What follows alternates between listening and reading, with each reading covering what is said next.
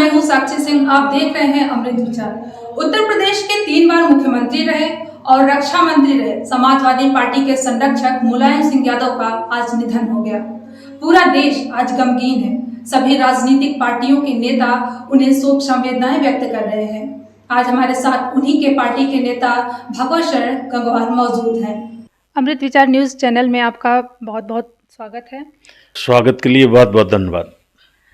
आज मुलायम सिंह यादव जो कि समाजवादी पार्टी के संरक्षक रहे, उत्तर प्रदेश के 3 बार मुख्यमंत्री रहे, आज उनका निधन हो गया। और उनके निधन पर क्या आपको लगता है कि समाजवादी पार्टी की कितनी बड़ी क्षति हुई है?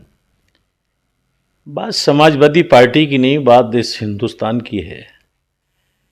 नेताजी एक ऐसे नेता थे क्योंकि उनने वो सारा सब कुछ नज़ारा देखा था। जो बात कही जाती कि ज़मीन से उठकर आए, तो वो ज़मीन के आदमी थे। गरीबी में उनने जीवन शुरू किया और उनने जाना कि गरीब के पास क्या क्या समस्याएं हैं, और इसीलिए उनने राम मनोहर लोहिया और जयप्रकाश नारायण जी की जो सपने थे वो सारे अडाप्ट किए और उनको पूरा करने के लिए गरीबों की, वो जो ज़मीन से पड़े हुए लोग, जिनके जो वंचित रहे हमेशा, उनकी ज़रूरतें, उनकी पढ़ाई लिखाई की व्यवस्थाओं के बारे में उन्होंने सबसे ज़्यादा चिंता की। और वो चिंता इतनी की कि उत्तर प्रदेश विधानसभा में ही नहीं, उसे राष्ट्रीय स्तर पर लोकसभा में उठाया और बहुत सारी उन्हें सुविधाएं देने का काम किया। अच्छा, आप मुलायम सिंह यादव जी के भी सरकार में आप मंत्री रहे हैं और उनके बेटे अखिलेश यादव के भी सरकार में मंत्री रहे हैं, तो आपका उनके साथ, मुलायम सिंह यादव जी के साथ क्या अनुभव रहा है कि आप उसको साझा करना चाह रहे हैं? उनमें बहुत सारी खूबियाँ थीं। एक खूबी ये थी कि अगर उनकी नीतियों के हिसाब से कोई पार्टी काम कर रही है तो वो दोस्ती का हाथ बढ़ाते थे और पूरा सहयोग करते थे उन पार्टियों के लिए, उन सरकारों के लिए। और जब कहना चाहिए वो उनकी नीतियों से, समाजवाद से हटके काम करते थे, तो वो दो हाथ करने को हमेशा तैयार रहे। एक ये बहुत बड़ी खूबी थी कि अगर कोई गलत चल रहा है तो उससे उन्होंने सीधे लड़ाई लेने का काम किया।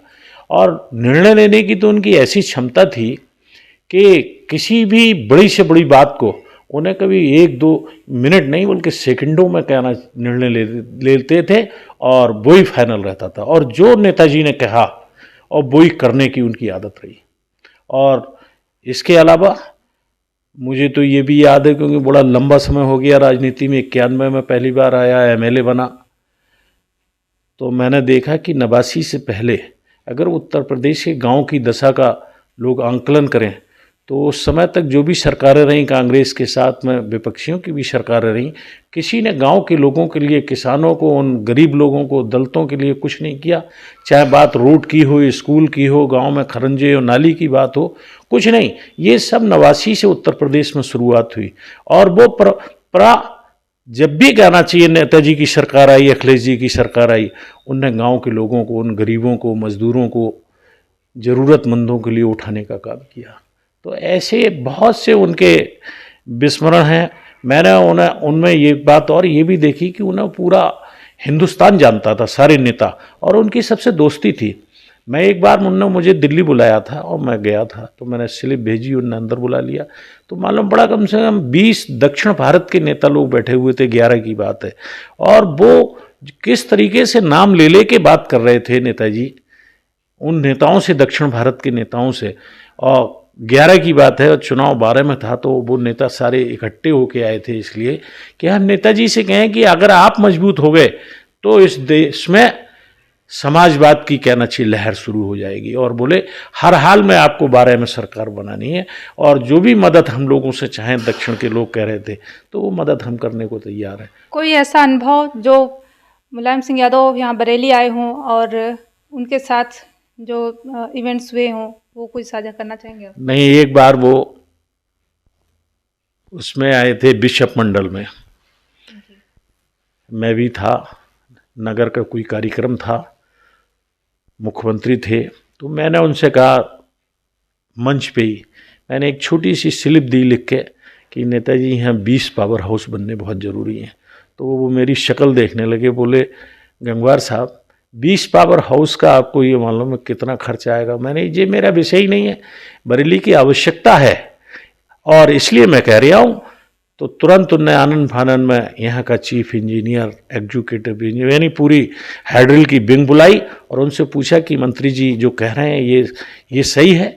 तो सबने कहा साहब बिल्कुल सही है। मैंने इसलिए कहा कि मेरठ का एरिया हापुड़ कटने के बाद में हमारा बरेली का एरिया मेरठ से ज़्यादा था। हमारे यहाँ कुल 13-14 पावर हाउस थे और मेरठ में 63 पावर हाउस थे। तो 20 पावर हाउस मंच से ही स्वीकृत कर गए और वो बाद में पूरे जिले में बने। तो उनमें काम करने की, निर्णय लेने की बहुत ज़बरदस्त क्षमता थी। उनकी ऐसी कुछ खासियत हमें बताइए जो कि उन्हें जनता के बीच में एक चहेता नेता के रूप में वे उभरे और लोग उन्हें बहुत पसंद करते हैं। ऐसा है, नेताजी को लोग वैसे याद नहीं करते हैं। नेताजी ने इस प्रदेश के लिए, देश के लिए बहुत रास्ते दिए हैं।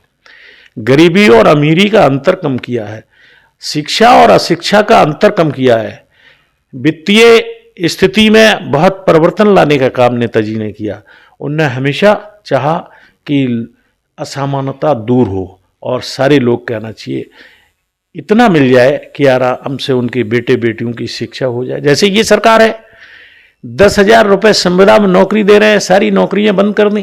क्या 10,000 रुपये में 2 बेटे हों और पत्नी का और माँ बाप अगर हैं तो खर्चा चल सकता है? 10,000 में बेटे बेटियों की पढ़ाई हो सकती है। इस बात को बड़ी गंभीरता से नेताजी ने ही समझा और किसी ने नहीं। हम बात कर रहे थे मुलायम सिंह यादव और उनके बेटे अखिलेश यादव के सरकार में मंत्री रहे भगवत शरण गंगवार से। उन्होंने बताया कि मुलायम सिंह यादव की जो त्वरित निर्णय लेने की क्षमता थी वो उन्हें राजनीति में एक अलग पहचान दे दी थी। यही कारण रहा है कि उनकी राजनीति काफी सफल रही है और उनका जो सबसे खास बात था वो था उनका विनम्र व्यवहार। वीडियो जर्नलिस्ट अनूप मौर्य के साथ मैं साक्षी सिंह, अमृत विचार।